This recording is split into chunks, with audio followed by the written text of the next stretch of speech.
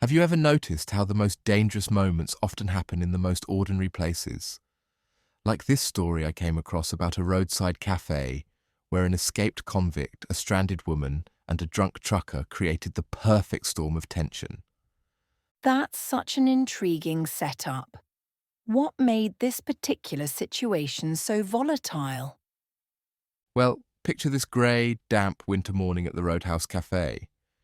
You've got Jim, this trucker in his late 30s, wearing a black donkey jacket, already a few drinks in despite the early hour.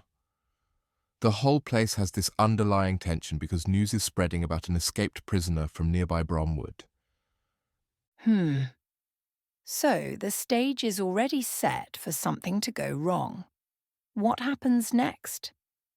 That's when this refined young woman walks in, mid-20s, well-dressed, completely out of place in this rough trucker's cafe. She's missed the only Sunday bus to Bromwood station by 10 minutes, and there are no local cabs available. You know what's fascinating about these situations? How quickly social class becomes relevant in crisis moments. How did the regulars react to her presence? Well, there's this particularly interesting character, a well-dressed blonde man playing a one-armed bandit nursing a whiskey. He first spots her in the mirror's reflection, which feels like something straight out of film noir. The story actually notes they'd make a good match based on their style and manner. That mirror detail really captures something about how we observe potential danger, doesn't it? Like keeping an eye on things without being obvious about it. Exactly. And here's where it gets really complicated. The cafe owner trying to help suggests that Jim give her a ride. He even uses the escaped prisoner as justification, saying, "You can't let her walk." What? With a maniac on the loose? Oh wow, that's like trying to protect someone from a theoretical threat by exposing them to a very real one. What was Jim's reaction?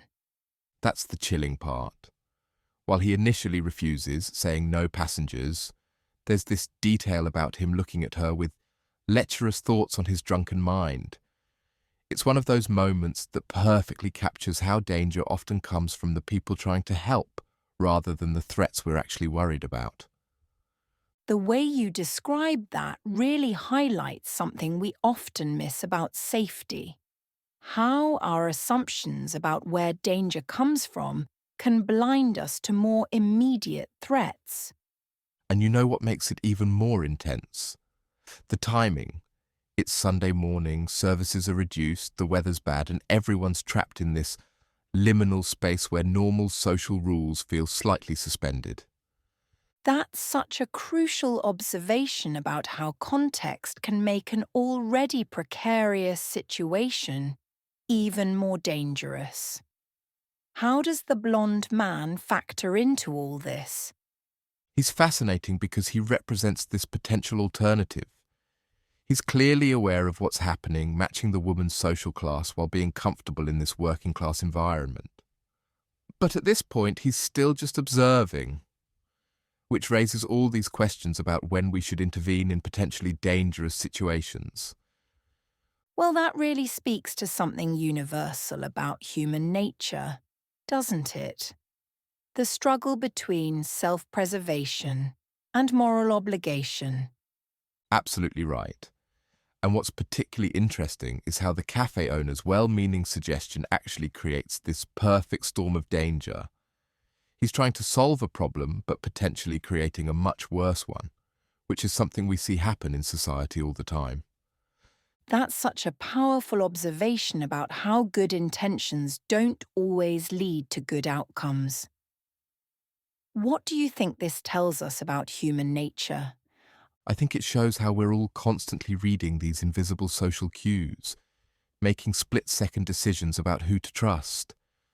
And sometimes, like in this case, our social conventions and politeness can actually put us in danger rather than protect us. The way you frame that really brings home how these moments of tension can arise anywhere, at any time. What's the bigger lesson here?